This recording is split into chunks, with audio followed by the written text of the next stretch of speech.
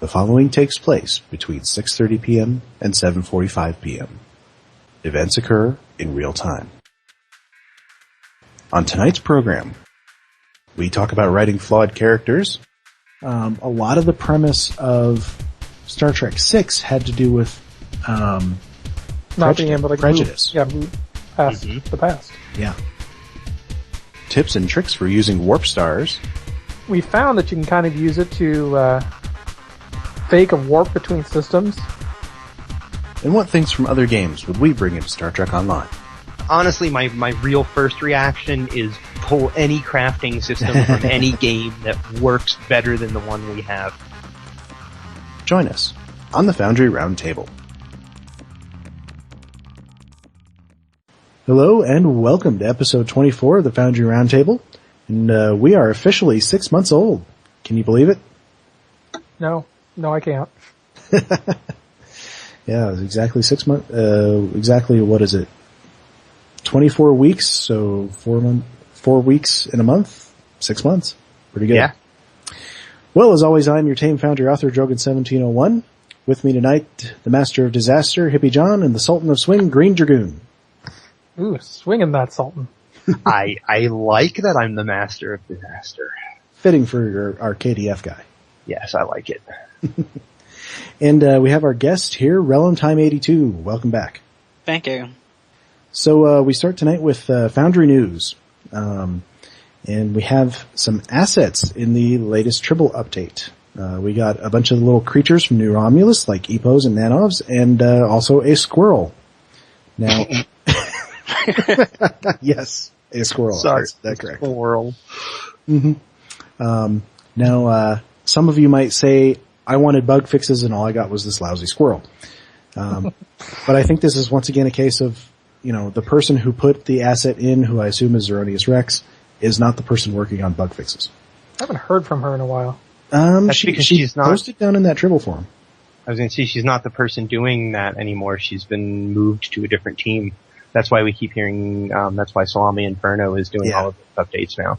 But she did post in that when Kirkfat said, thanks for the squirrel. So, what's this cast of Klingon Hamlet? I'm not entirely certain. Okay, so there's a DOF. It came in one of the lockboxes. I don't remember which one. Maybe the Ferengi lockbox. That there was a bunch of DOF missions you could do that was photonic. They were photonic DOF missions that you could get parts of the Klingon the manuscript for the Klingon Hamlet. And if you completed the DOF missions, the rewards were a DOF, like a photonic DOF Hamlet, a photonic, Banquo. Is that why I have a Packlid named Guildenstern? Yes. Probably.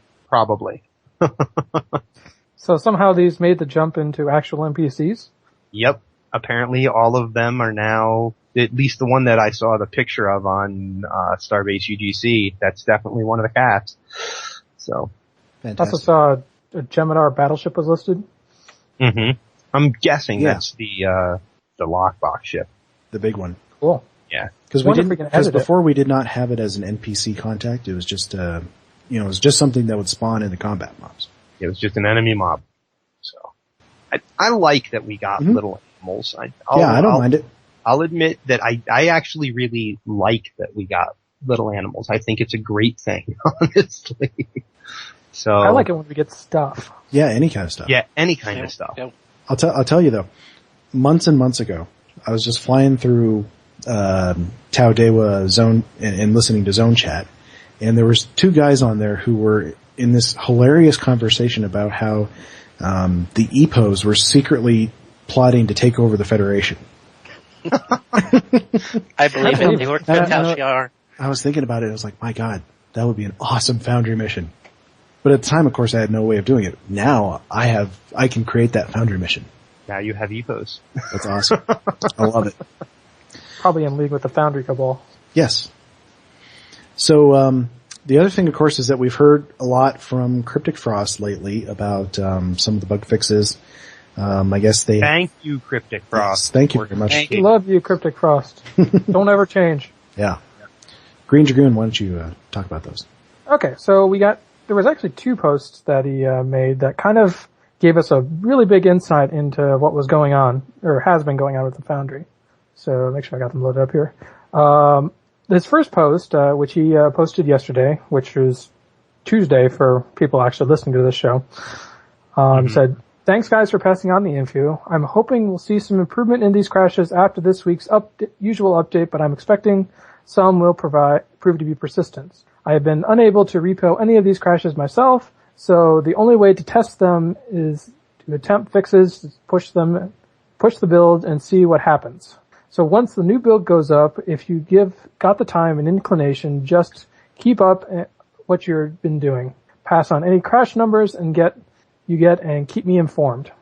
So basically, we need to provide QA for Cryptic because Cryptic can't reproduce the errors. Yep. Which, as we all know, that's an incredibly frustrating thing when you're a QA guy because, you can't do anything else if you can't tell the bug fix guys how it's happening. Yeah. There was another post he had posted, and unfortunately I lost the link here. But basically, as a little earlier on, Hippiejohn, you had kind of expressed some of your frustration at the crashes. And he had basically posted to say that they have already actually tried to push a bug fix forward to try and fix these crashes, and apparently it didn't work. One thing I will say is it was about Sunday midday, Sunday afternoon. I got onto the Foundry and discovered that the sluggishness was not occurring anymore. And I have not had any problems with the sluggishness or even the really long load times. Most of my load times have been less than 5 minutes, usually between 2 and 3 minutes, sometimes a minute and a half. And honestly, it's behaving a lot, for me anyway, it's behaving a lot more like the Foundry you know and love? Yeah. Now see, that's interesting because I haven't tried it in that time frame, so. So see, I've had the totally opposite experience because that day that Dragoon was, that he was having such an easy time, everything was loading, things were working well, there wasn't that delay of, dragging something from a map or, making a change. Everything was indeed, he came into the Starbase UGC chat room and said, "Hey guys, this is working great right now." And that's when I went into the Foundry and I was working on a Klingon mission. I got tons of things done on the map that I hadn't been able to do for days.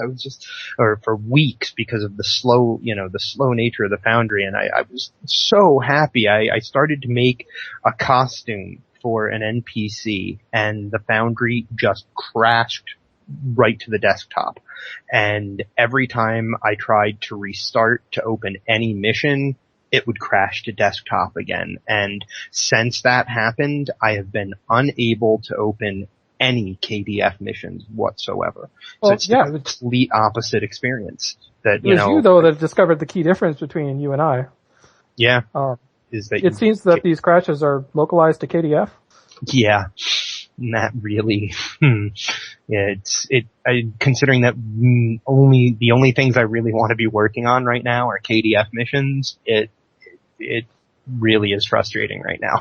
Well, it is possible. I can indeed load a Federation character, and I could even edit the KDF mission after loading up the Federation character, but the issue that I'm going to run into there is that I can't test it.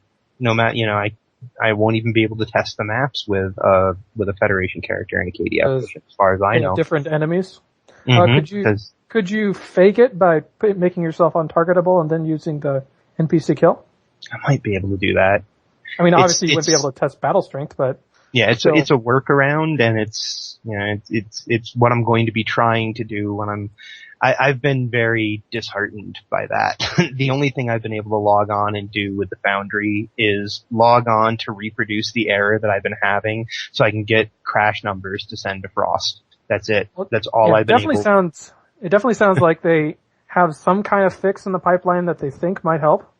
He had said earlier that he thought they had a fix for the crash while creating a Foundry character. While creating a Klingon character. And when you pointed out that it was KDF characters that were causing your crashes, it occurred to me that the two bugs might be related. So it's entirely possible. I'm wondering if he's not thinking the same thing. That this bug bugs that they've already got in places or going through might clear it up. Well, I hope so. Obviously, I mean, he says in this one, it might fix it. It might not clear up all the crashes. I know, Kirkfat was, reporting a few crashes that, didn't seem to be related to loading a character. And I realize that as frustrating as this is for me right now, it's really frustrating because I want to make a KDF mission and I can't, or I want to be working on it and I can't really. And I know that as frustrating as all of these things are for all of us, they've got to be just as frustrating for Cryptic Frost, who's trying to narrow these down so that he can figure them out, and for guys who are trying to fix it and are like, we don't know what's wrong.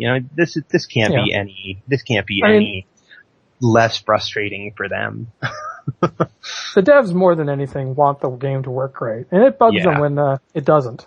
Mm-hmm.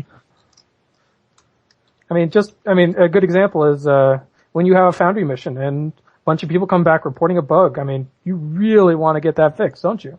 Yeah, think about how as an author you feel like when somebody, that's very true. So I know, everybody's frustrated. We all want the Foundry to be back.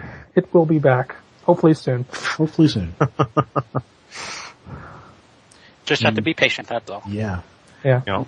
Relum, have you been trying anything in the Foundry? Have I been trying anything in the Foundry? I did experience character crash with my level 50 Fed. Anytime I tried to load my Fed into the Foundry, it would crash. So I had to end up making a new Fed character for the Foundry. Besides that, just, sometimes I get long preview time, sometimes I don't. It's like a hit and miss for me.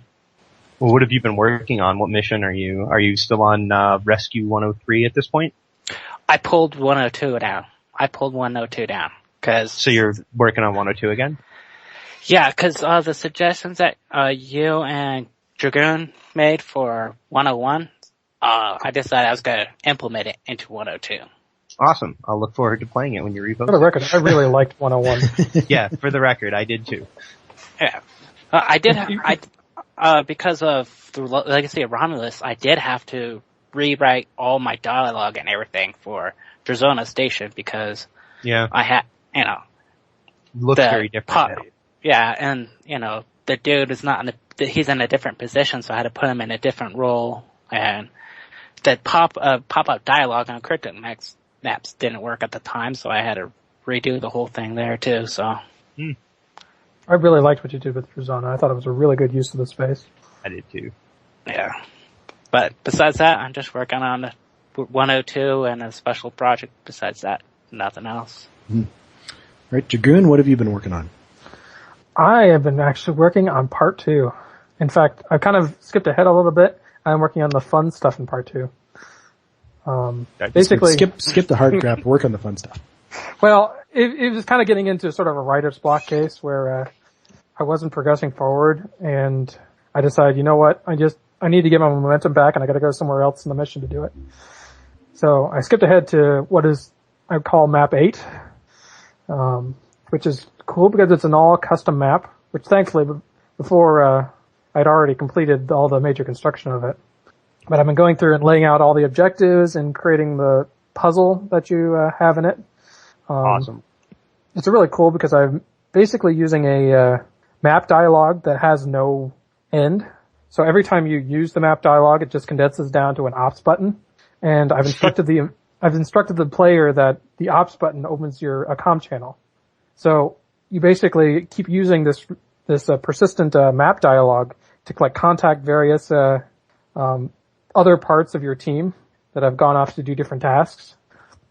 And so you got to coordinate with them. It's like, hey, I need you to shut down this or open this, and you got to coordinate with and feed them information so they can shut it down and allow you to pass, or call in the other team that when you need a backup, and so they'll show up at certain times to help you out. And just planning all of that out. It sounds a lot of fun. Yeah. So I've just been setting that up. Like I said, I'm really excited because it's a very big map. And I didn't realize the problems that could come out of doing a custom map this big until I built it. or more accurately built most of it, and then discovered that I had crashed right into the object limit. So I had to scale back a lot of details and try and achieve the same thing with less objects and downsize wherever I could. And I'm really starting to get happy with where it is. It's still, like I said, a very big space. It's a very dynamic space with multiple paths and a lot of different twists and turns. And it's a very vertical space. I mean, when I started out with this, I wanted to do something very vertical. So not all areas of it are on the same plane. There are actually like 4 different kind of staggered levels that you kind of work your way through, kind of surrounding a central core area that basically runs like 1,000 or so feet or meters or whatever the Foundry measures in these days. It's basically this central core, and it goes down, and you just see it descending into the fog, and then look up, and it's rising up into the fog, and it just seems like it goes on forever. So I'm really excited with how it's turning out. I really want to get this mission out. You know how it goes when you've been working on a mission for that long, and yeah, you can sort of taste the finish line. Not only that, we all want you to get this mission out too. Yeah. Yes. Well, I'm about to hit September here, and September was when I released part 1. My science tune is still stuck in the Gamma Quadrant. Oh, yeah, it's not like so is my Foundry character. Please let me rescue her. Oh, she is gonna get out with gusto. So, Hippie, do you feel like you were able to accomplish anything in the Foundry, despite all the crashes? Well, before the Foundry crashed, last time we talked, I was talking about how I was going to be using an easier map just because everything was so much of a pain to place. What that day that Dragoon came onto the chat and was like, everything's working really great and really fast. I got a good hour and a half of a map that loaded really fast, and I got to get all of the NPCs on the map where I want them to be. All of the trigger points are on the map. So I got a lot done before it crashed. And then it just crashed, and I haven't been able to do anything since. So, but there was a lot done. I mean, that part of the storytelling actually was a little bit, I don't want to say difficult, but it was trying to find a way to have, because the story is made for a Romulan Republic character, and it was trying to find a way to put a Romulan Republic character on the same map as a Tal Shiar operative and not have it erupt into combat. And so the dialogue that I'm putting into it, that now mostly is on paper, some of it's in the mission. The dialogue was really difficult, I guess. I had to rewrite certain things a lot of times in order to get it to be what I wanted. So, but otherwise, yeah, that's it. After that, I haven't been able to do anything in the Foundry. Well, I have to admit that I mean, it's only really been about 5 days since we recorded the last podcast. Yep. Cause we did that one on a Saturday and now it's a Wednesday. But, I honestly haven't been able to get, anything done in the Foundry. I've just been doing other things and getting back up to speed after my vacation. So, but I really need to get the main mission I've been working on. I really need to get that one out the door because it's mostly written. A lot of it is built. So I just need to buckle down and finish it up. To be honest. That's kind of where I'm at. It's, I think mostly the custom builds is what's bogged down. And I really need to get those finished. Which, I love building maps. It's like my favorite part. And I do too for the most part, but there's sometimes where you're just like, oh, it's still gonna take a whole lot of work. I don't want to do it today. But I actually have something that I'm trying to build on a map that either maybe you guys might have an idea for how to do it, someone who's listening might have an idea for how to do it. I need to have one NPC just kill as you're entering a room, as the player is entering a room. I need them to, if possible, see one NPC, shoot and kill another NPC. I know that it's possible. I don't quite know how to do it. So if anybody out there has any help. Well, I guess kind of like what I did with that one test I did for Sync the Bismarck for you, Dragon. Okay, here, I'm just sort of freeform thinking here. Mm-hmm. Kind of along the lines that you were thinking, Dragoon. Essentially, you have a friendly mob and an enemy mob in the same room, divided by a force field. Not a force field, but an invisible wall. I would, put one guy down and move all the other NPCs out somewhere else where they can't get there. Black space or something. Something like that. Somewhere where they're out of the way, so that you just have one mob from each group. Set the enemy mob to timid creature, and make sure that one's like an ensign mob or something like that. Okay. And the other one like a captain or? Yeah. The other one a captain, as high as you can get him. And then as soon as the player walks in, despawn the invisible wall. Okay. Yeah. So basically a battle will quickly ensue, but the captain's way more powerful than the ensign, and it'll quickly take him out. And put all of the captain mob down right at first and observe which of them is the most powerful. And get rid of all the other ones except him. Okay. So, that's a possibility. I'm wondering if you'll probably still see a little bit of a combat, which probably. Which I'm currently my thought is I'm going to try to hide it with a dialogue box. I want it to be more interesting than that, if that makes sense. Can you skin a targ or something? Something that's not going to shoot? Ooh, that's a good idea. Mm-hmm. Possibly. Make the I like that. Targ, or I take like an that. instant targ and skin him as a person. Yeah. I mean, granted, he'll try to bite. Yeah, he might come up and try and headbutt him or something. But the M113 creature should also it's very slow moving. The salt vampires. They're really slow moving. That's also possible. Yeah, cool. Well, thanks. That gives me an idea. Yeah. When I can really get back in and test it, I'll give it a go. Because that was essentially just in space how you did that little one. Yeah. As an example for me, right? Yeah, I mean, basically it was a battleship destroying a fighter or something. Mm-hmm. Something that just didn't take very long. There was some reason I didn't do it to begin with in that episode, and I can't remember why that was. There was some limitation at the time. I can't remember. It's been a while since I made that episode, so. Probably because we couldn't despawn NPCs or something. That's possible. That might be part of it. Might be. Definitely things got a little bit easier. Back when I was reviewing, whose mission was that I reviewed a few episodes ago? I don't know, I'll think of the name, but. I was like, you're asking us. God, I have a terrible memory. But I was running through it and these ones had been, had obviously been made a long time ago. And I noticed numerous places where he sort of worked around not being able to despawn NPCs. Which I know from my experience, I've got a lot of missions where I had to rewrite the fact that I could not despawn an NPC. Oh, Captain Revo's missions did that a lot. Mm-hmm. Yeah. So, alright, mission reviews. Dragoon, start us off.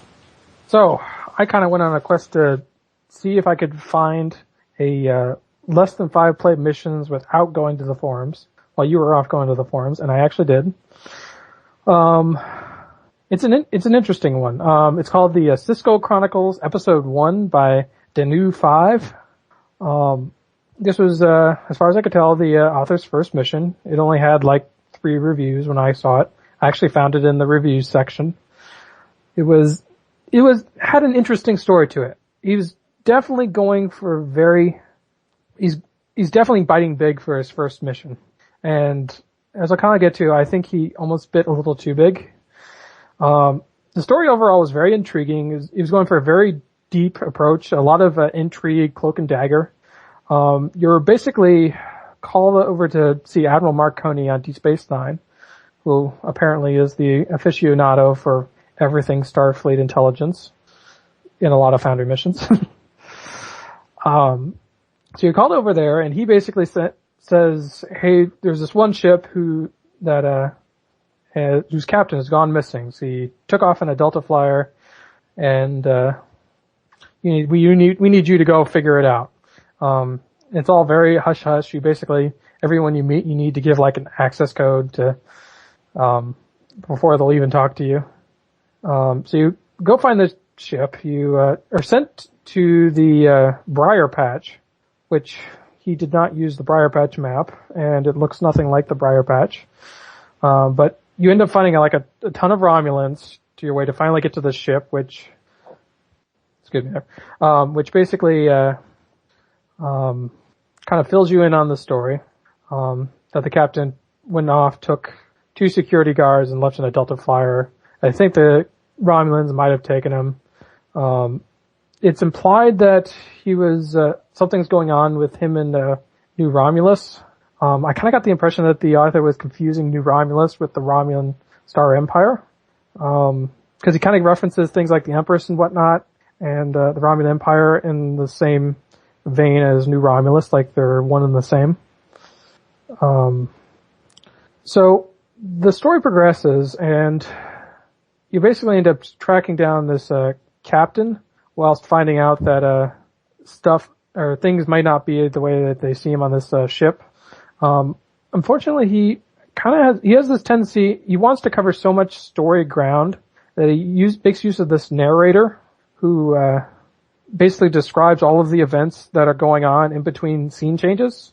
And it almost it's like they're skipping over the good parts through narration, and then you get to do the part where you just kill a bunch of things. Overall, the maps were really very stock. He only would modify things just enough to kind of achieve what he was going for. Unfortunately, a couple of his maps were not the best choices. For instance, in one of the later scenes, you beam down to a Romulan prison that is basically the Deep Space Nine, one of the Deep Space Nine corridors, and it's very clearly Cardassian architecture, and it's very clearly the Deep Space Nine map, and he just kind of put up force fields across the doorways to kind of try and make themselves. There's a lot of places where he ran into some issues, things like a lot of NPCs that still had their default names. There's one Romulan facility where you beam down to where he inadvertently put Empress Sela as like an ensign grunt, which is a mistake considering she's apparently labeled as a Romulan ensign. There is a Romulan ensign that looks just like Sela, that has one of Zero's very funny descriptions that one time she was told she looks a lot like Sela, kind of thing. Right down to the cape. Yeah, it's her. I mean, it's what it is. Unfortunately, she apparently is also an ensign, like standing in the background. Aw. A lot of little details that the author missed, like for instance, having an NPC that's introduced as a vice admiral but's wearing commander pips. So I'm guessing it's a lot of it is stuff that where the author was just kind of tripping over his own lack of knowledge of the Foundry. Stuff that you would learn with experience. Yeah. This is also a really long mission. I looked at my log times, and I spent an hour and 45 minutes playing through this mission. Wow. And a ton of that time was mowing down waves of mobs. He would you'd go destroy 3 groups of mobs, and that would be wave 1. And then wave 2 would come in. It's like 3 or 4 more, and kill 3 or 4 more, and you just end up killing a lot of mobs. It's very combat heavy. And unfortunately, a lot of the combat feels like it was just added in. It doesn't feel like it's well integrated. His maps usage was kind of strange in places. Like I said, he was mostly using default stock maps. In a number of places, he would have you like run to the end or move all the way to the end of the map, killing mobs, and then have you backtrack to go actually do something related to the story. So, apparently we need to go do this console that's in the room we already went through. So he does that a number of times.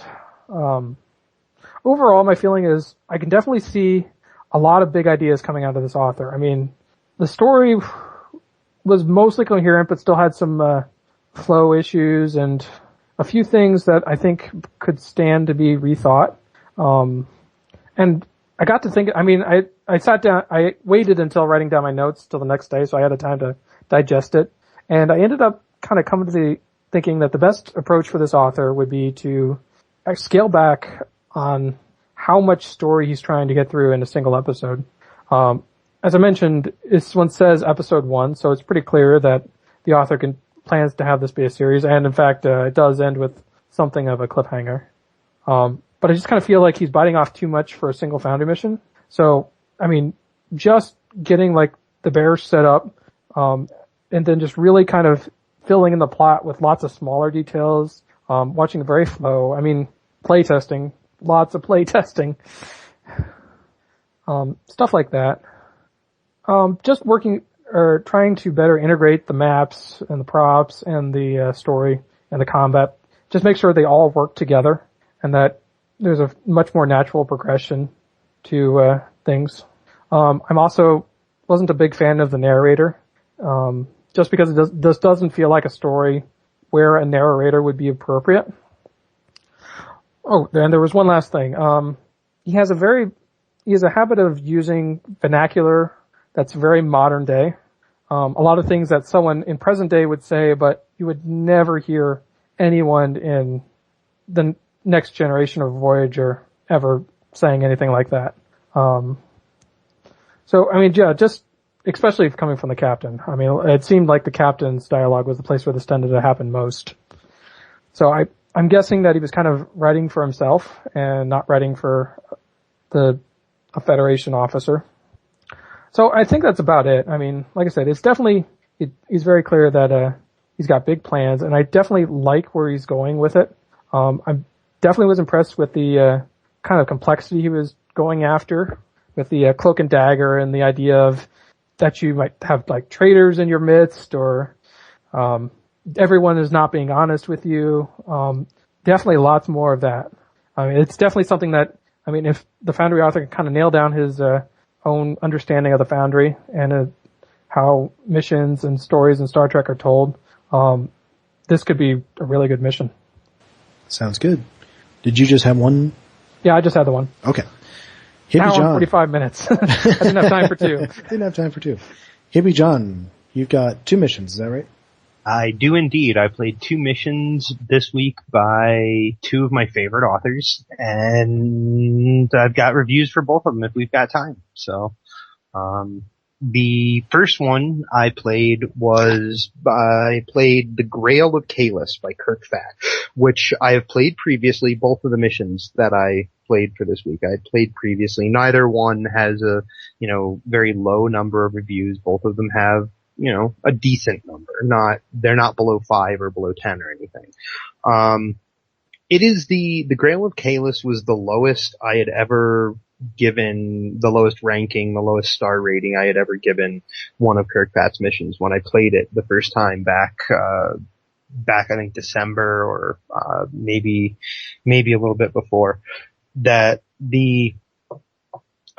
back then, what the issue that I had was that it was mostly technical stuff, that there were some mobs that were very difficult to find, and there were a lot of them. And a lot of these little things have been changed. And I have kind of in front of me when I went through the mission again, there's a laundry list of things that I really liked about the mission, but that overall I still have a feeling that I didn't like this mission. I upped my star rating for it because a lot of, like I said, the technical things were certainly better in the playthrough. I guess what the idea behind the mission is, you get a secret message and encoded message, a word that the Grail of Kahless has been discovered, and it's being held on the Cardassian homeworld, and you have to go invade a Cardassian city and go fight your way to the Grail of Kahless and get the Grail. And there's a little bit of a twist at the end. It makes the Cardassians feel actually very Cardassian. Maybe I missed it the first time I went through it. There's a story here. It's a really little one though. It's very slight. The story is more in just the characterization of your enemies and the characterization of your bridge officers, the characterization of your bridge officers brings me to the first of the things that I really liked about it, which is your bridge officers are all listed as your science officer or your tactical officer, so then they come up. That's just what they're called. And for some reason I really liked that. But all of them, whenever I'm talking to them, they have this feel of feeling like Klingon officers. I like it. Sometimes it's a little over the top. But I like that there's an attempt made to make them feel different than, the Federation crew that I might be working with or what have you. What I don't like about the mission is that, like I said, there's a list of things that were done right. And what I didn't like about it is that it's mainly a combat mission. It's mainly just kill some Cardassians, kill some more Cardassians, kill some more Cardassians. Oh, shut down a generator thing. Kill some more Cardassians. And while the mission itself definitely has a very, Klingon feel, we're going to rescue the Grail of Kahless, and there's definitely an importance and a weight behind what you're doing that I feel. I got the feeling that Kirkfat felt when he was making this mission that being a KDF player is all about shooting things and all about how many enemies you can kill. And that's just not it. And I think what really leaves me, and I'm gonna go ahead and mention this. I wasn't sure if I was going to.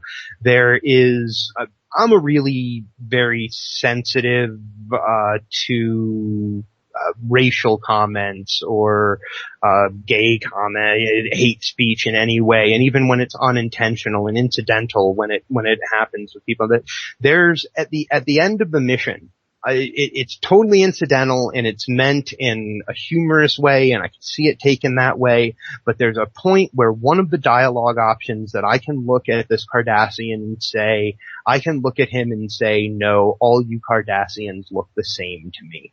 And that happens right near the end of the mission, and it really left me feeling it's one of those very broad, unknowingly racist comments. It's the idea of taking an entire group of people and I see the intent behind the line, and it's not meant in any way as a racially charged line, and I don't want to focus on that, but it occurred for me, and so I had to talk about it. And it was one of the last things I experienced in the mission, and so it kind of left me with that feeling as I finished the mission. And I sat and thought about it for a long time, and I said, why don't I like this? The dialogue feels KDF. He gives me a choice in almost every dialogue that I get to talk. That the decision is, what does my captain say? There are 2 or 3 choices, and one of them is very much the let's go kill them all rah choice, but there's always the other choice of that's not who your character is. And all of that was great. There's this amazing part on the maps where he builds these defenses that are within the station defenses. It's a DS9 looking space station, and he builds defenses on it that operate from within. They move up and down the pylons, and they never leave the inside of the state. I don't know how he did it. I wish I did, but it made the station itself be the thing that was firing phasers tell at you me. Probably how. Yeah, probably how. But it worked really, really well. Like I said, there's so much in here that's done really well. The chance to repeat a conversation that was particularly long and contained a lot of information that was valuable. That's a super touch. That one of the buttons I got at the tail end of that was repeat this conversation. But all of those great touches, all of those little technical touches that help make it better, the thing that helped make it better, the thing that had caused me to rate it low the first time, was there's this giant city that he obviously took a lot of time building. It's really very nice. And throughout the city, there are 9 groups of Cardassians that you have to go eliminate. And originally, it was really hard to find them. And now it's a lot easier. But that city is just beautifully done. So much work went into it. It's just overall a mission that I am not left with. I'm not left with the joy that I normally have leaving a Kirkfat mission. I have a lot of fun playing Kirkfat's missions. This just was not one of them. So, I also this week played another mission by someone that we've talked about on this show before, XR377. I've not even realized that this is the guy who's probably one of my very favorite authors in the entire Foundry. I think one of his characters should be made into a Doth again and again.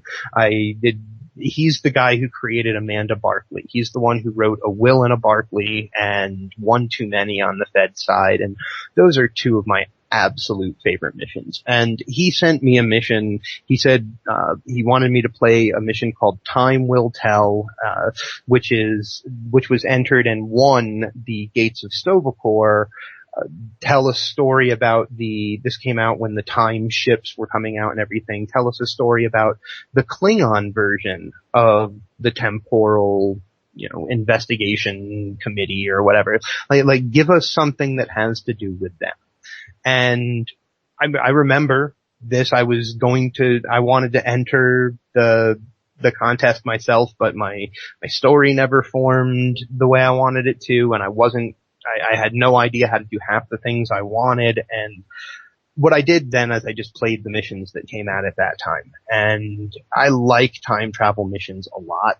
This one does some great touchstoning. And some of it is dialogue that is completely out of place in a Star Trek adventure that you only run across if you follow one of the 3, 4, 5, I don't know how far his dialogues branched in this, but every time that I came upon a dialogue, I had 3 or 4 different choices for how my captain was going to respond to this, what kind of captain he was. It was really well done. It's another one of those, the dialogue really just added to the sense that I had a choice in this mission. There are a couple of places where he does something I have not seen another Foundry mission actually do, and that was he gave me the illusion of choice. I really felt like I was the one who had made the decision to do things this particular way, just because of the way that the conversation had gone. And I know the way that, the Foundry forces you to lay out a storyboard. And I know that I didn't have a choice, really. I was going to end up in these next maps that were designed and in these next things. He could have obviously triggered a different room or something like that to appear in front of me based on the conversation, but this really was very well done. I put 3 stars next to talk about how good the dialogue was here, because it's been something in his other missions that has always been true, is that the dialogue is very, very good. It doesn't have that feeling of being out of place. It feels like something that's happening on a Star Trek show. Those touches that he adds in the touchstones, they're even the ones that don't necessarily belong in Star Trek, they are funny, and they hit all the right notes with me when they come up. And what you have with this mission, as I said, it's a time travel story, and instead of the going into the past and seeing how something could have been different, it's going into the future and seeing how the future exists without you. And he presents a very different Klingon Empire that is a lot of fun to experience in the way that you experience it. That's what I want to say about it, is you go to the future and you experience a very different Klingon Empire. There's a thing that he did that I've started doing with all of my missions that I now love, and I wish all authors in the future of every mission I play do it, which is there's a lot of, in the last ground map, there are a ton of mobs that I could fight, but I don't have to. My actual objective on the map is to get to another spot on the map, and there are enough enemy mobs, friendly mobs, and such on the map that it makes getting through the map. Being me, I fought a few of the mobs, but I didn't even have to. I could have just run through right to the other spot and continued it. And I really like that option of not having to fight all of the mobs that were in my way. I liked it a lot. The last thing I would say is, once again, it's a mission that in this case, it's for the dialogue. that it's a very KDF feeling mission. It really, the dialogue helps establish what it feels like to be a KDF officer by having a look at what the Klingon Empire becomes when people aren't being the classic KDF officers that we see. It's a lot of fun. I really liked playing it, and it's one of those I highly suggest anybody who likes a time travel story go play it. I'm going to play it again just because of all of those dialogue choices that it'd been months since I had played it, and I forgot how many dialogue choices there were, and having played it just earlier today, actually, there's so many. I want to go back and try different ones just to see what different people say. That's my 2 mission reviews. I played 2 KDF missions. It made me very happy to have 2 KDF missions to play this week. And fortunately, the Foundry at least still lets me play missions even if it won't let me add. People out there send me lots of missions to review. It seems to be what I'm going to be able to do in the foreseeable future. So please, more missions. I like them. I like reviewing them. Well, I also played that Kirkfat mission a long time ago because I think he had pulled it down for a long time and only recently republished it, I guess. But I just remember that city because I absolutely loved that city that he built. So the mission that I have for tonight is it's just a little short one. As I said last week, I was going to post a thread asking for missions in the under 5 review category. So I got a few responses, which is great. And the first one I did was Ghost Fleet by Paxfederatica, who of course we've had on as a guest on the show not too long ago. And he was very upfront that it's essentially a grinder that he built to go along with his big, I think it's a 6-part series, the Ghosts of War series. It pretty much is what it says on the cover. It's a grinder. You go in, you fight a bunch of mobs. There's a little bit of story attached to it, how there's, a true way fleet gathering, and he includes the Breen in that, gathering to attack Federation world, so you have to go save the day. So I went, I fought, I had fun as far as that goes, because I do have fun with the combat in STO. It's fun to play. I would not want to run that thing over and over and over and over and over again. Just wouldn't seem fun to me. But I'll tell you what it did. It made me want to play that series, because he weaves it in a little bit. He says, at the end of it, this was just a feint. The real attack was such and such. And so I want to go play his series, one of these days. So it's a very short review. I gave it 4 stars because there wasn't anything particularly wrong with it. It did what it was supposed to do. But there wasn't, other than just making sure the mechanics of it were all right, there wasn't a ton of work put into it. So, I couldn't give it anything more than that. But I've got a bunch of other missions on the queue, so I will be getting to those in the future. Relum, have you been playing any Foundry missions lately? I only played one mission, one from Logitech 007, his first part to his new trilogy, the Farvin Group. I basically like the premise of his story and everything about it. I'm not going to speak too much of it because there was a lot of polishing work that he needed to get done, and I informed him of what it was. So when he gets it done, I'm going to play the mission again to see how better the mission go. But besides that, I've just been working in the Foundry when I can. Well, let us know, and so we can get your proper review, because it's always sort of interesting to play it once and then give author recommendations and then play it again and see what they do. Oh yeah. So we'd love to hear from you there. All right, discussion topics. And I want to start off with a little bit of a general Star Trek thing that I just sort of occurred to me the other day, and I'll bring it back around to the Foundry in the end. But I was thinking about Star Trek First Contact and how Zephram Cochrane is written. And it occurred to me that I think, and I would love to ask the writers this. I think the writers were Ron Moore and Brandon Braga, who wrote that movie. I would love to ask them this. was Zephram Cochrane intended to be sort of an allegory for Gene Roddenberry? Is in that someone that, you know, here we are in the future, many years past his death, we sort of idolize him as, you know, the visionary behind Star Trek, and, you know, we tend to hold him up as the example of, you know, a great person. But of course we know, those of us who dig a little bit deeper know that, you know, he had his flaws. You know, he was a bit of a womanizer, you know, he was a capitalist, you know, he was a TV producer, he did do things for money.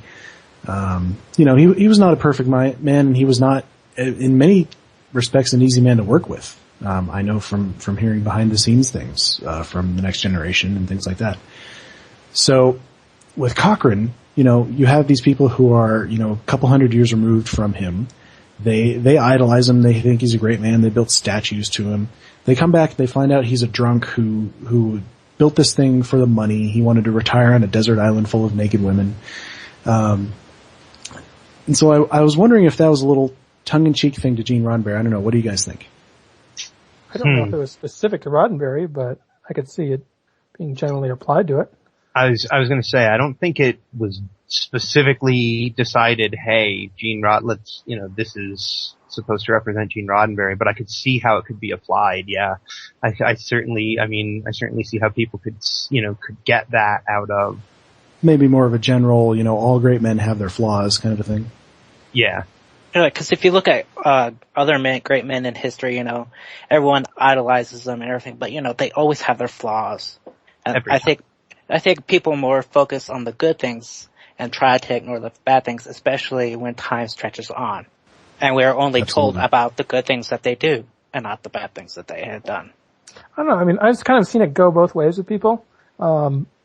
They will oftentimes either completely idolize someone and had no faults because they did this great thing, or they'll take one particular flaw and completely demonize them despite whatever the good things they have done. So it's almost kind of a thing to watch out in either case. So you're either absolutely loved or absolutely hated. Yeah. I mean, 100 years after your death. Yeah. Well, I mean, we kind of see it on the forums. I mean, the devs, and there's no 100 years there, tend to get either completely demonized or completely hero worshipped. Yeah.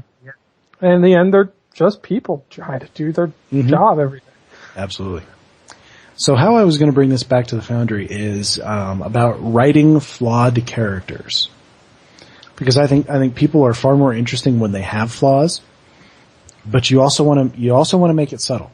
You don't want to make it so that people are wearing their flaws on their sleeve, because often people will go to great lengths to hide their flaws. Mm-hmm. I have a saying. I'm sure probably somebody has said it before me, but I think I might have come up with it. I said, people are only crazy once you get to know them. Which, you know, because a lot of times when you first meet people, they're putting on their best face. Yeah. And it's only once you really get to know them that you find out all the little weird, crazy, insane things about them. I'll add another observation to that, is that people see their own flaws as far worse than other people will, oftentimes.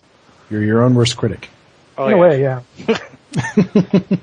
But I've been thinking about flaws, because I've been writing this character that's, he's not, you know, he's a human, but he's not had the best upbringing. I mean, you know, that's still possible even in the world of Star Trek. Mm-hmm. You know, he's the product of parents that's separated.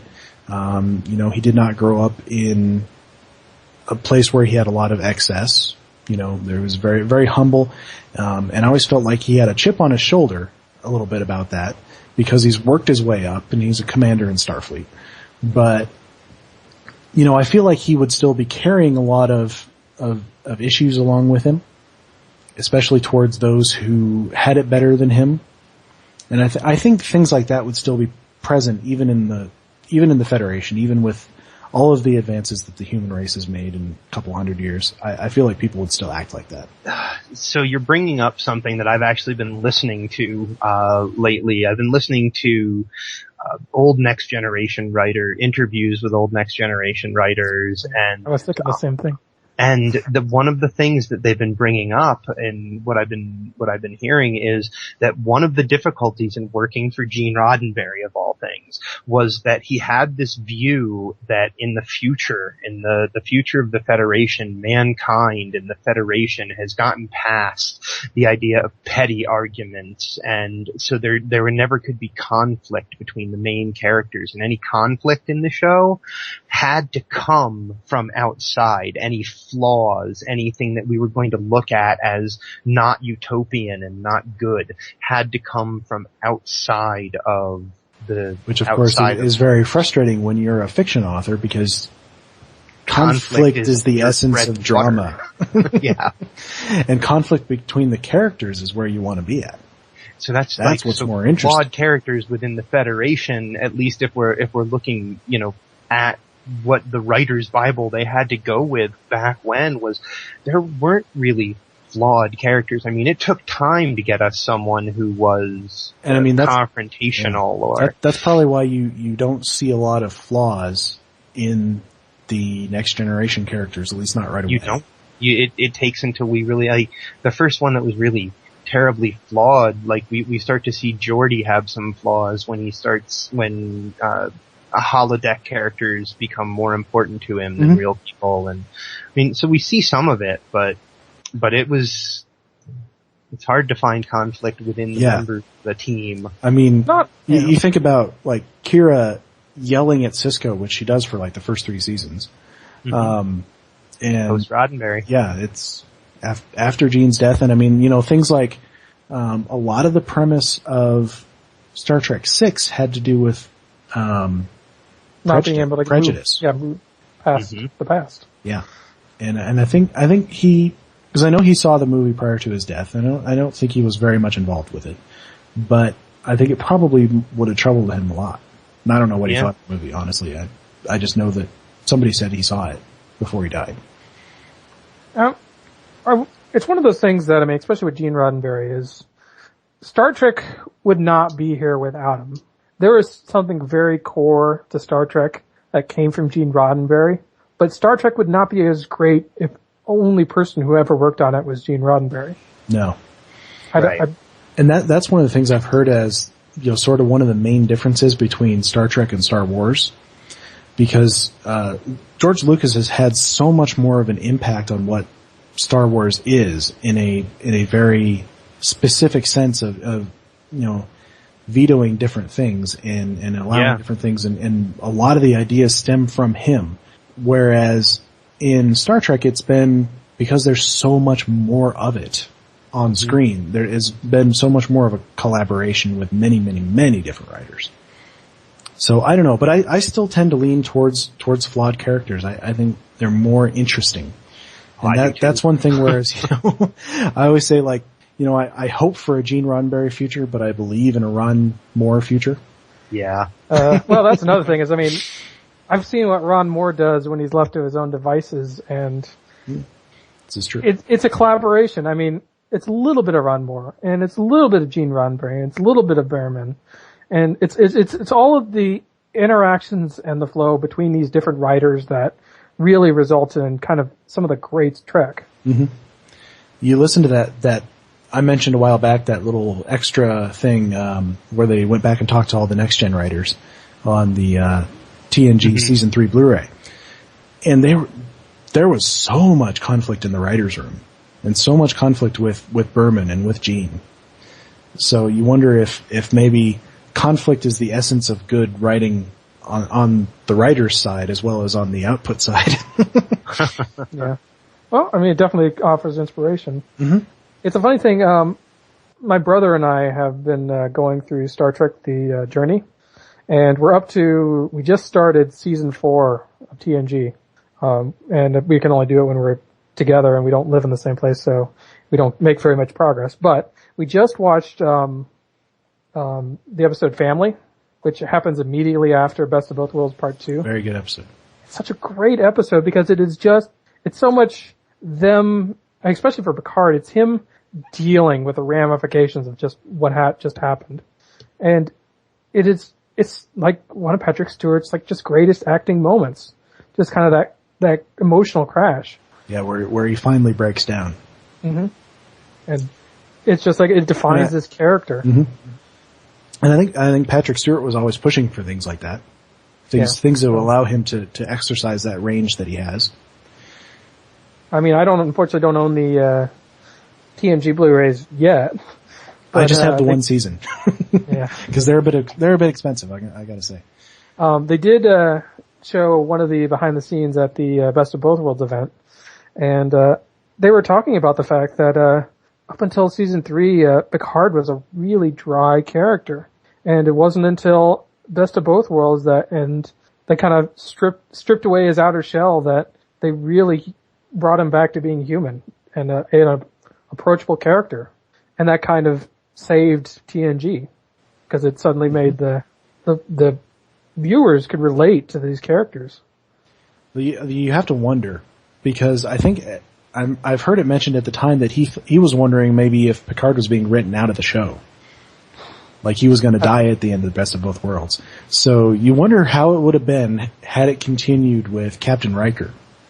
See, I have long wished that had happened, actually. Like, that whole summer of waiting after the Best of Both Worlds Part 1 ended with fire. That was so awesome. There was a big part of me that wanted the continuation of Next Generation to be Captain Riker and Commander Shell. Because we see how awesome Captain Riker is. Yeah.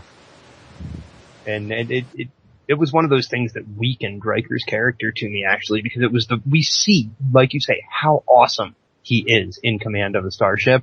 And then when it's all said and done for 5, 6, 20 more years, he says, nah, that's alright, I'll just go be first officer. Mm-hmm. To this, honestly, I think Riker's a better commander than Picard is in some situations. I don't know. I mean, I really liked Picard. I've always been a Picard fan. I really liked a series based on Titan, too. Mm-hmm. Yeah. That would have been excellent. Or could be excellent still. He's not too old. Yes, he is. A little dye in the hair, a little makeup. Yes, he is. If they want to make another I think honestly, TNG, it'd be the next generation. I think we just need to get him in the director's chair again on Star Trek. I would agree with that. Mm-hmm. We just need to get more Star Trek, period. Well, yeah, there's that. We'll take what we can get. All right. Well, Hippie, you got a topic for us? I do, actually. It's something that's been occurring to me as I've been playing these Klingon missions, and I realized that one of the things that I do that I kind of judge a Klingon mission on is whether or not it quote unquote feels Klingon. What does that mean when I say that?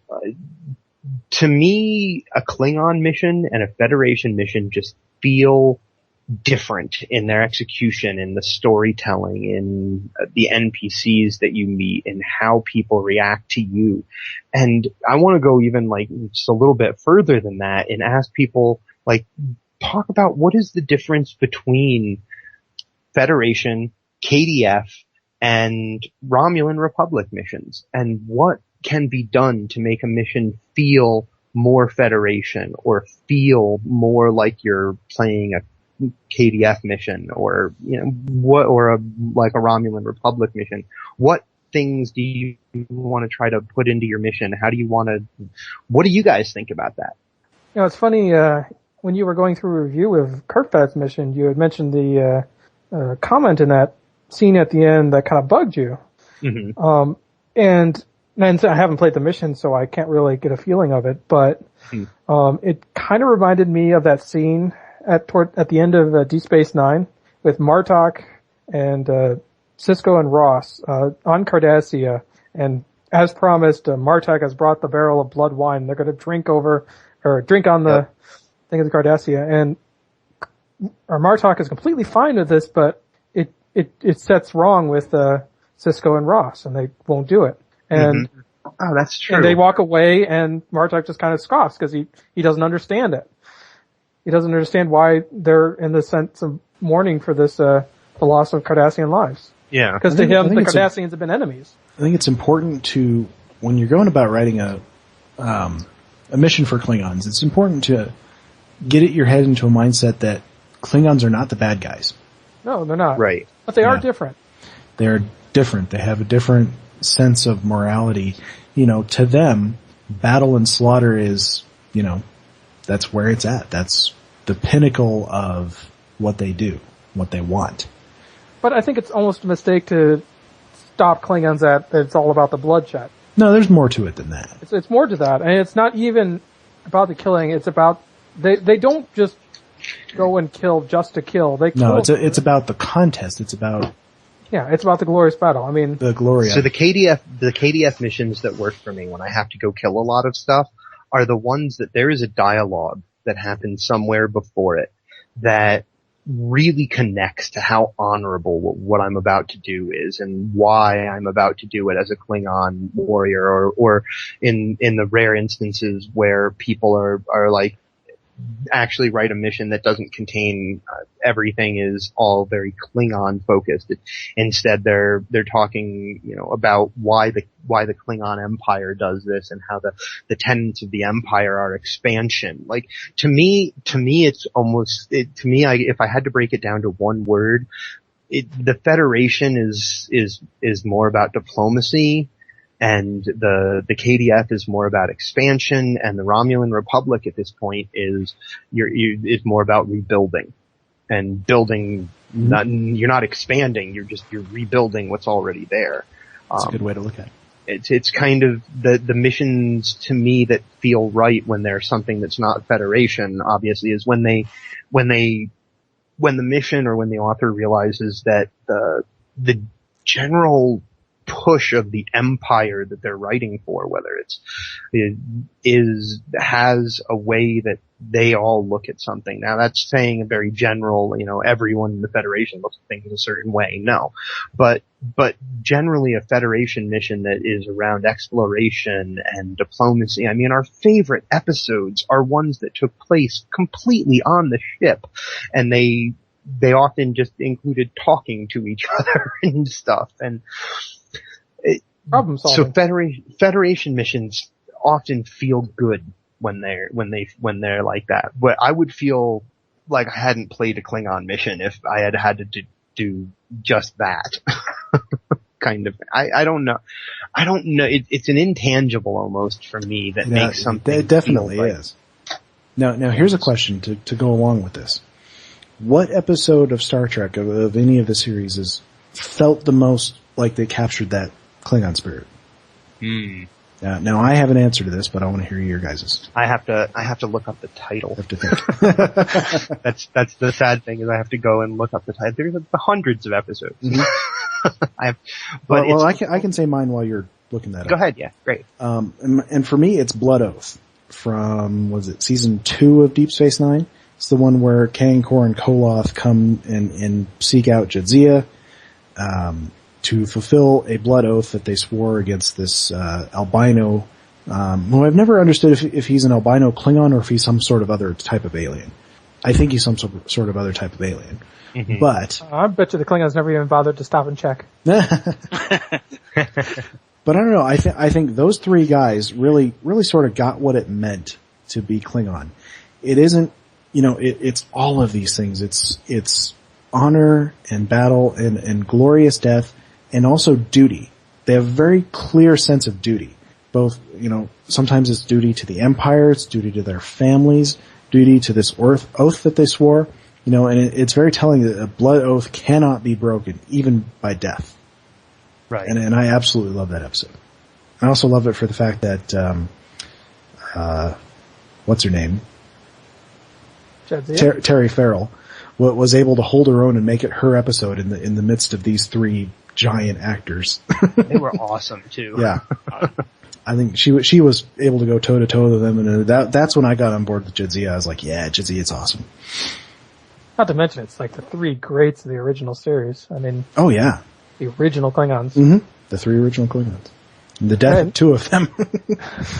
It's funny because it was kind of that particular episode that tied original series Klingons with TNG era Klingons.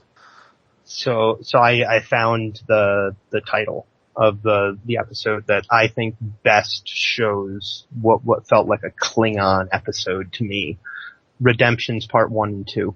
The fourth season finale some favorites of mine. Yep, the 4th season finale of TNG and the 5th season premiere, where Worf resigns his commission and the Picard has to go be the arbiter of succession, and the whole of those 2 episodes just kind of give me a real. It shows me where Klingon culture is different. Not even necessarily focused on their military and everything that happens along all of that, but it just shows me where the culture of the way that they live is different. It's very feudal. Yes. You have these great houses, you have, essentially the fleets and soldiers that serve them, and through them the empire as a whole, it seems like. Yeah. At that time. So I would say of the episodes, Redemption were definitely the ones that caught me. There are a couple of others that I think. It occurs to me that Klingon culture is not too dissimilar from what we see in Game of Thrones. Yeah. If anybody's familiar with that. I think you'll find that most cultures in Star Trek are based on some historical society. Mm-hmm. And I'm not sure what. Because, most of what modern Klingons are, we owe to Ron Moore, who wrote things like, I think he wrote Sins of the Father. He wrote, whatever their first appearance in season 1 is, I think he wrote that as well. But, he became sort of the go-to Klingon guy and created a lot of that warrior culture that they became, because of course they weren't that in the original series to that extent. They were more a allegory for the Soviet Union. Yes. They were just the enemy in the original one. Which ironically in TNG, the Romulans became that. But by the time they got to the Next Generation, even the Romulans, so the problem with the original series and the way that where you say they were just an allegory for the Soviet Union, they became just the bad guy. That's all they ever were. There was never, in the original series, there was never, until we got to the movies, an attempt to explore who they were or why they acted the way that they did. And in the Next Generation, even with the Romulans, we got an exploration of who they were and what they didn't come off as just the mustache twirling bad guys. They had motivations, and the writers, I think, were just, and maybe television and society as a whole was more mature to fiction at that point in time and able to accept that. So I don't know, Relum or Dragoon, do you guys have a particular episode that comes to mind when you think of, this is the pinnacle of Klingon episodes? Crickets. I'm actually kind of thinking of, what was that episode with B'Elanna Torres and her trip to Grethor? What was that called? Was it called like Barge of the Dead or something like that? I can't remember. Or Day of Honor? That might have been it. But I remember that one. Someone who has shunned Klingon culture, being forced to really kind of explore it. Yeah, almost the outsider looking in perspective. Yeah. The outsider looking in perspective, I think, I like that episode that you're referencing, but I think the outsider looking in perspective, second season, maybe 3rd season TNG, the one where Riker is the exchange officer on board. Oh yeah, he's up to second officer. Yeah, great Riker moment. I don't remember. Second season, there we go. I just pulled it up. Second season. Yeah, that was a great of the outsider looking in on their culture. Oh, come on, we just liked Jonathan Frakes beating up a Klingon. All right, that was cool. He's the one guy besides Data that I could believe would hold his own against a Klingon. But he does it in such a Riker Worf, way. Of course. Well, the Worf would get like would get pummeled. Yeah. On TNG, he always got his ass kicked by everything. Poor Worf. He tried so hard. They call it the They Worf. just told him they call it the Worf effect. It is one of the saddest things about the character. You can find video clips of that, yeah. Of him just getting his ass handed to him all the time. Yep. Those are almost. He got told no. That's a good one. Almost as good as the showing Riker flipping his leg over a chair to sit down. And, that was constantly. I'd seen him do it a couple times, but it had not occurred to me how often he did it until that video. That was just Jonathan Frakes' way of sitting down. Yeah, I remember doing it in the early seasons. Really does that, like just himself, or if that was a conscious choice he made. I don't know. I don't know. Maybe it was like an effect of the way he kind of put on a swagger for Riker. Sure, could be. Well, all right, Dragoon, you got a topic for us? So it has been a while since we've talked about anything particularly technical, and I've been kind of in an attempt to not keep going or risk going over things we've already talked about. I've wanted to try doing sort of a continuing discussion series, and I was thinking about technical tricks or technical Foundry tricks and how to take your mission to the next level. So there are a lot of tricks that we've kind of developed as Foundry authors collectively, and we usually tend to like see it happen once and then it gets shared, and so we all kind of try and utilize these tricks in our own way. So for at least a little while, I'm going to try and each week bring up a different one. So this week I wanted to start off by talking about something that's fairly simple, is the use of warp fields. Now for Foundry authors who don't know what this is basically a star streak effect that you can put in a space map, and it'll be like a long column of star streaks, and we found that you can kind of use it to fake a warp between systems.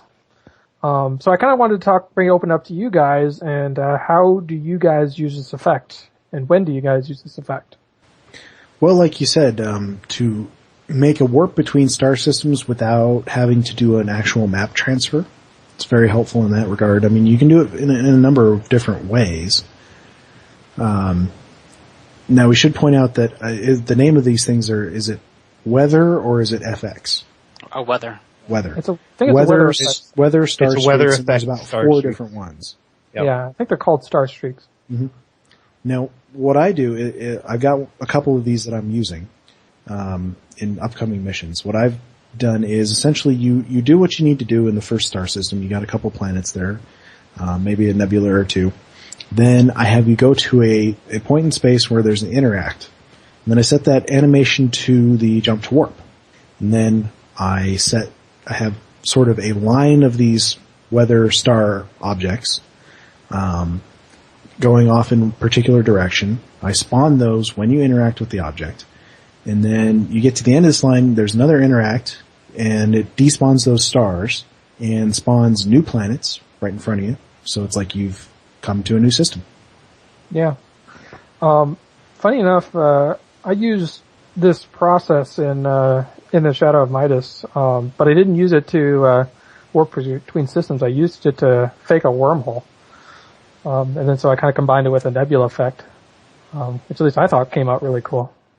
Yeah, I remember that one being really unique in the combination of effects that you used. That was a really complicated map. Now I'm sure there's some other things you can do with those assets. I mean, you could set an entire map just at warp. You know, you could have a whole battle at warp. We've seen that a couple of times. I mean, we saw it in the Star Trek Into Darkness. They had one. That's true. Of course, they changed a few of the rules for warp, but that's okay. You know. Yeah. We've seen it a few other times. I think there was one in, what was it, Message in a Bottle, the very first time we saw the multi-vector assault mode, and they take out that Nebula class ship. That whole thing was at warp. Or the runabouts dodging Jem'Hadar ships at warp. Yeah, and then it wasn't until Voyager that they said, no, you can't actually do that. Can't turn and warp. They played fast and loose with the rules sometimes. The only problem that you might run into trying to do a battle with the star streak effect is that it's actually really narrow. Mm-hmm. Now, yeah, if you're going to do that, I would suggest using the backdrops, because there are some star streak backdrops. Yes. Which is kind of like that, I think there's a PvP map where it's like a space station and stuff that's at warp. And you fight around it. Yeah. What's going on with that? That map makes no sense. It's a PvP map. It doesn't have to make sense. Oh, that's painful to hear you say. I mean, I'm not a PvPer. It has to make sense as a PvP map. It doesn't have to make sense in any other sense. Hippiejohn, do you ever use the star streak effects? I was going to say, like, I was just basically agreeing with Drogan that its main use for me is the idea of cutting down on map transfers, because some of the first things that I made, people would tell me there's too many map transfers. You need to find a way to not have so many. So I think making those warp trails work between systems works really well most of the time. So there was at one point in my mission where you've just fought a couple of battles and you're like, we need to get out of here before more show up. Mm-hmm. But the next scene is taking place on the ship interior, and I needed dialogue that said you need to go so-and-so to go see so-and-so in your ship interior. And so I had them do the warp out effect so it looked like you had already gone to warp before you exited the map. And then I put up the dialogue, which kind of covered up the fact that your ship didn't quite line up with the star streaks, or wasn't always moving in the right direction.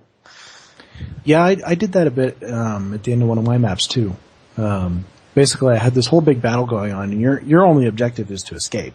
So you fly through the battle and you get to the end, and it goes to warp. Everybody else despawns. And then after a couple of dialogues, we end the map and go to a new map. So I'm going to flip this around and say, when is it better not to use the star streak effect? I mean, when everyone else has been doing it in their mission for the last 3 months. Okay. That's, if it feels overused, I wouldn't want to use it more than once, maybe twice in a mission. Only because it then starts to feel like that trick that you just learned, so you use it all the time. So, something I've kind of been thinking about is, the situation of how much time is supposed to have passed, during this warp sequence. If your mission is such where you're just quickly warping into the next system, the star streak can be used quite well. But if you're like traveling halfway across the galaxy, it's probably better to allow the map transition and just make it feel like a passage of time has occurred. Passage of time is something that's very difficult to convey in the Foundry. Nothing like a loading screen to convey it. Yeah. The loading screen and dialogue that says, wow, that was a crazy 10 months. Well, 10 we months finally is made it. hard. 10 months is hard to sell anywhere in the Foundry. Absolutely. 10 months is hard to sell, but you can sell. It's been a week. Not in the map preview. Woody Valley did a week once, and I was a little taken aback. I was like, wait a second. A whole week has passed? Happens in a week. In that. I should write in a review that says, this mission is way too long. Took me a week. Took my crew a week to finish it. But you're right, and I mean, because there's a lot of distance in interstellar space to be covered, and it's not all, and for Stowe it's almost instant, just the way the game is laid out. I mean, if it took you, I mean, I would think sort of how cool would it be if it took you the real amount of time it would take to get from star to star. But as a gameplay thing, that would be like an impossibility. It drives you nuts. Yeah. Well, so I have a way to think of that. When your favorite ship, whether it was the Voyager or the Enterprise or the Defiant, when it went to warp and they had, a many days journey to get to where they were going or what have you, they didn't spend the next 2 segments of the hour showing us them sitting in a shuttle flying to where they're going, or showing the ship flying to where it was going. No, not unless there was a compelling story reason to do that. Right. And so one potential way to look at building a Foundry story is, obviously there's going to be that time that, takes place in there, and there's uninteresting time that, from a dramatic storytelling sense, you just don't show because it's completely uninteresting. I kind of try to see a Foundry mission as I prefer 45 to 1 minute to 1 hour long episodes every time, because when they're that long, it feels like I've watched an episode of the show. And so if the show is going to skip by that time, I'm okay with a piece of dialogue telling me a week just passed while we were at warp and, and nothing was discovered. And that's okay. We're where we need to be now, kind of thing, whatever. I guess just comparing it to television and what we saw in the television shows, I'm kind of okay with people making time go by. There's obviously more skillful ways to do it and less skillful ways to do it, but I think that it's totally fair. Well, something I would avoid when you're trying to do the passage time, this is what sort of threw me about the one that Woody Valley did, in an otherwise very good mission. He set up that, okay, in the first map that you're in, he sets up that, your big objective is to head to such and such space station. That's what's going to happen next. I go to warp.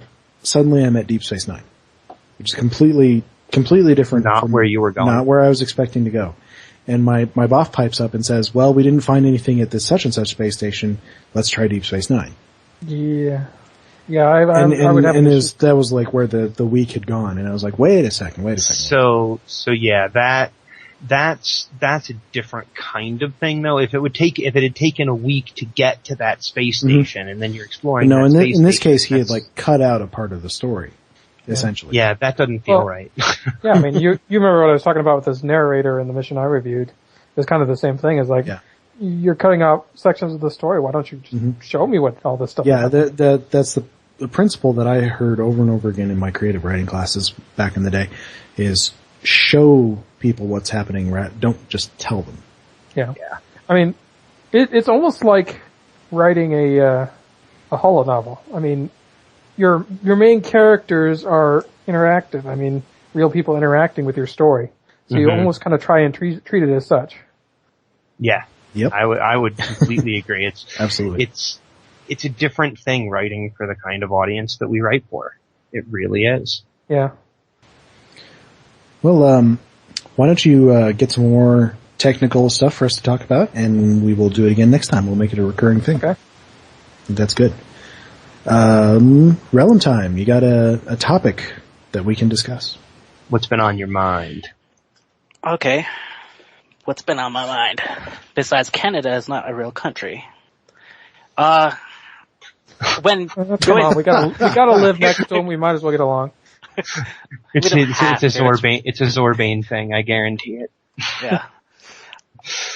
But so when you're doing like map design, when you're doing like triggers and effects, how much is too much? Cause I've been on some maps where, some space maps or some ground maps where it just feels like they had too much to blind me with all this stuff and there wasn't enough story to it. And, I was curious of what everyone else would think was too much of a map building and not enough story. I think probably all of us here would say that, the map design, including triggers, objects, anything that you make, and combat all has to serve the story. Yeah. Yeah. Otherwise there's no point to it. I wish Holly would take more notes about that. Yeah. Not that I'm sure the giant robots aren't awesome to watch, but you can get giant robots and a good story, now you're getting somewhere. Yeah. Oh yeah. Well, I've done those missions where, you go in and there's a lot of details in a map, but all you're doing is going from point A and point B and then you're into a map transition, And that's a problem that a lot of authors experience. I know way back in the day, me and an author, named Saber Druid were talking about a map of his. He had built this replica of the Klingon courtroom, from Star Trek VI, which is a fantastic looking thing that he made. Mm-hmm. And all you had was one little dialogue sequence in it. And that was it. And I was like, dude, you have got to give us time to see this awesome thing that you built and to walk around in it. And so in doing so, he built, a little bit of a labyrinth coming off of it all the way back to, like the holding cells that the prisoners would be in before they were let out onto the floor. So, and he expanded it a whole bunch based on that little recommendation. So, I mean, if you're going to build something that's great, that's awesome. Let us see it. Let us walk around in it and do stuff. So there's almost kind of an art to making a Foundry mission that kind of transcends all these different aspects of it.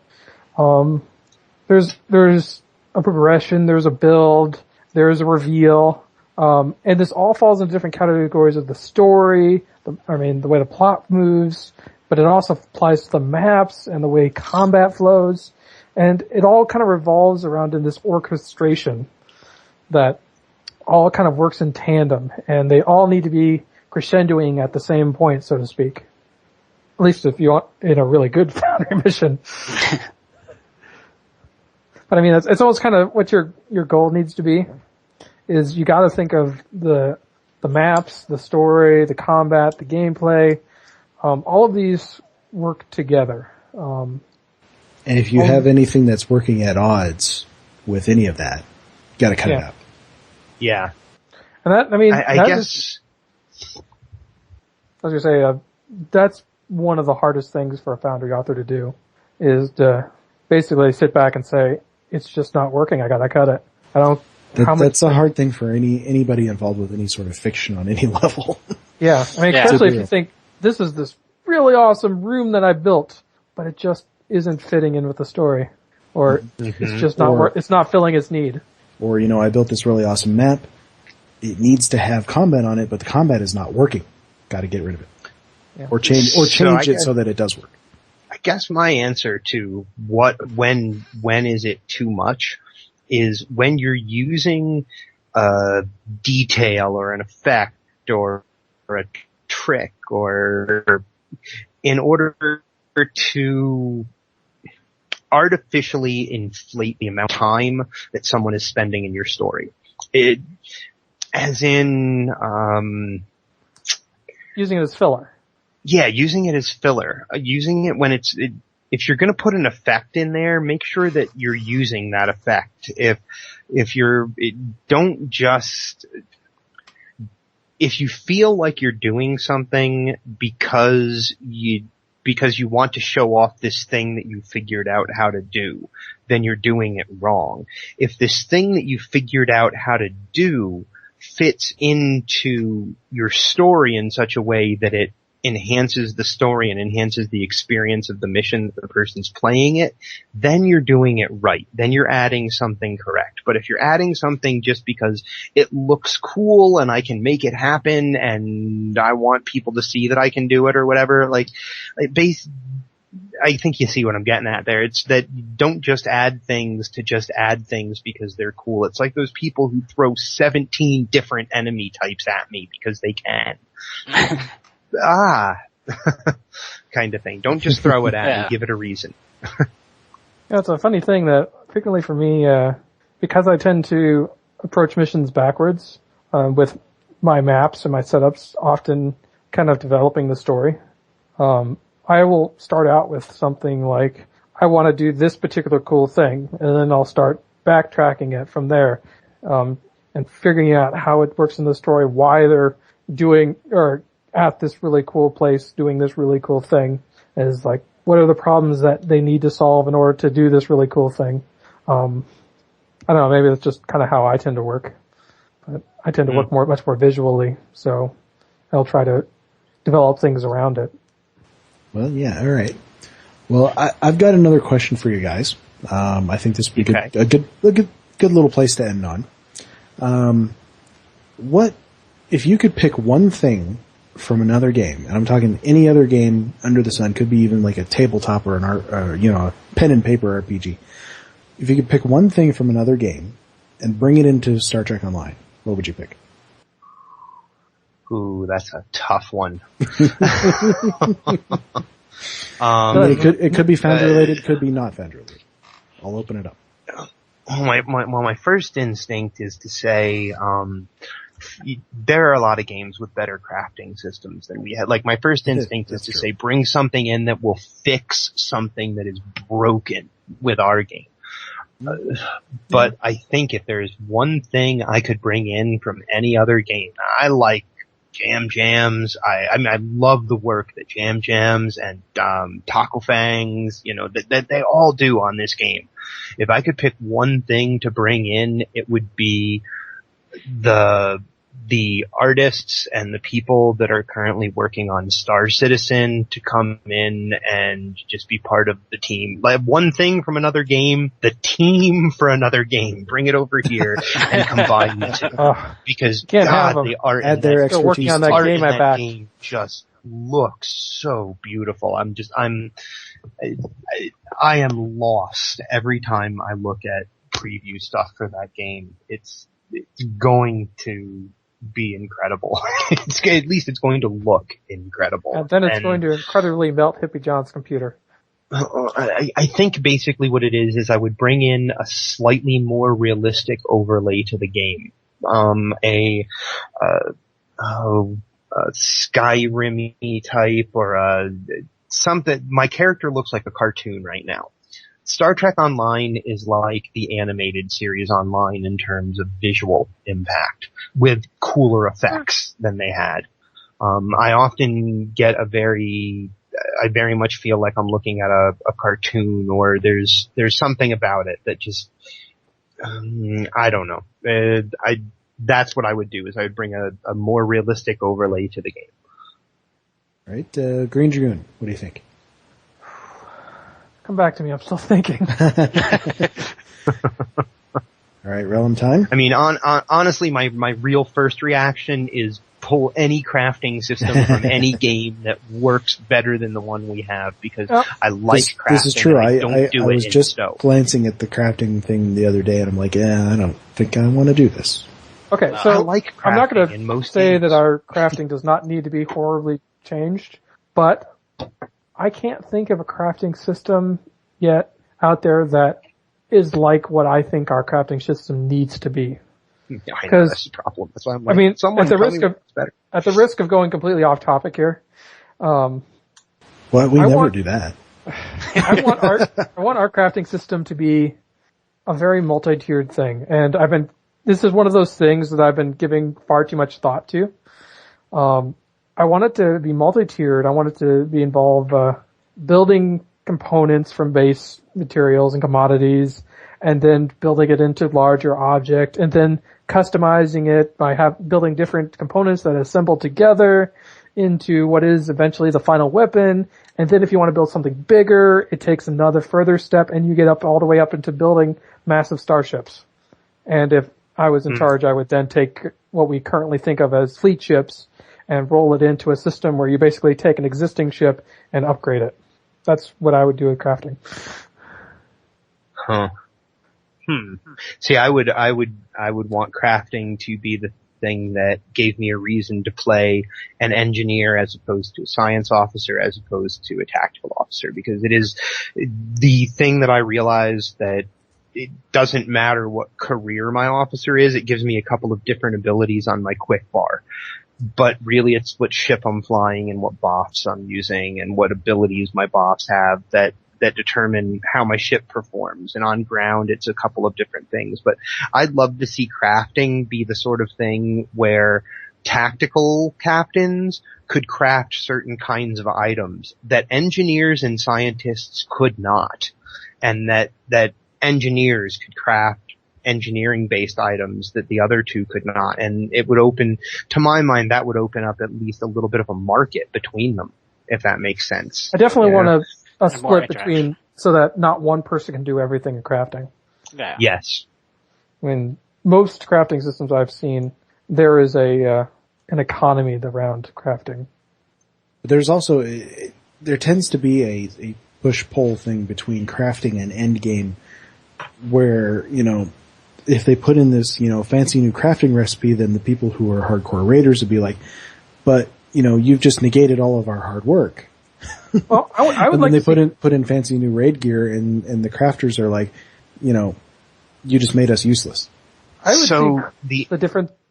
I was going to see the difference between crafting and endgame for me is crafting is all about the customizability. Endgame is all about the sets. I would love to be able to craft a kit that a tactical kit that didn't have ambush in it, because I never use it, but it takes up one of my slots. Customizing what modifiers you were putting on weapons would be awesome. I'd love that. Yeah. They would also need to balance out the modifiers so it's not all auxiliary. Sure. But the modifiers are already balanced. I mean, they have weapons in the game that are accuracy times 3. In order to craft something like that, you would have to be ridiculously skilled in crafting in order to craft a space weapon, a beam array, or a dual heavy cannon that was Mark 11, Mark 12, and a times 3 accuracy. That would be really high skill level in crafting to do. That's the way I would see it, is that you would have people focusing on learning crafting and hopefully having being able to craft things that there was actually a market for. And one way to do that is, say, end game gear that you get. The gear that you get from STFs, honestly, is best used when you turn around and use it in STFs. I mean, it looks pretty good cool elsewhere in the game. Sort of counterintuitive.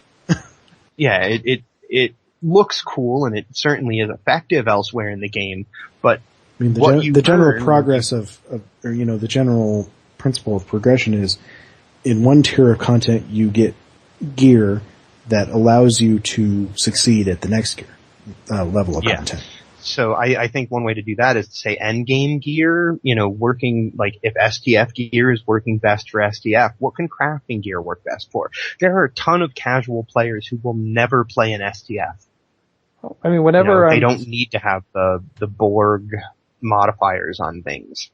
Whenever I got a character that hasn't started out on SDFs or whatnot, I usually set them up with the Aegis set as their first set. Aegis. It's about 9 million to get it on the exchange, or you can craft. It's the only thing worth crafting, and even then, it's a leveling set. It's one of the prettiest sets to put on your ship in the game, and it's a leveling set. Absolutely, looks great. Now we have gone off topic. Yep. So back to my original question. If you guys have an answer, Hippie, we already got yours. Oh, that's why I'm. So I'm going to go hunt Gorgons. One thing from another game that you could bring in. I'm going to need your help with this one. I think I'd like to see something brought in to improve ground combat, and there are a lot of MMOs out there, a lot of which I haven't played, that have good ground combat. Is there anything out there in the MMO world that would make good ground combat for Stowe? For Stowe, I'm not sure. I've been playing a little bit of Defiance lately, which has good ground combat, I think. It's more of the, you might call it Gears of War style, but it's fun. But I'm not sure if it would work for Stowe. The first person or third person? Third person. I mean, it really, I suppose at the end of the day, it's very similar to Stowe. Or I should say it's similar to Stowe if you're in the shooter mode, which of course is very similar to what Neverwinter is as well. So yeah. I don't know. I'm not sure. What I would do to improve their ground combat is really simply give a good pass to shooter mode and make shooter mode and RPG mode, make them distinct and both useful, and I like Stowe's ground combat, actually. I know that's weird. It's an easy learning curve is the thing I find with it. So what if they were to the biggest streamline issue the I see is activation skills. times? Yeah. I have a bit of a problem with activation times because sometimes I'll click on a skill and it won't go. Yeah, because you can only I'll have to click on it again, which is annoying. It's the delay that occurs with ground powers. There's a delay in a very brief delay in when you click a power and when it activates and how many you can have activated at one time. It occurs, the exact same thing occurs in space. We just don't notice it in space because space combat moves a little bit faster than ground combat, I think, is what happens. Well, most of us throw our weapons onto auto fire.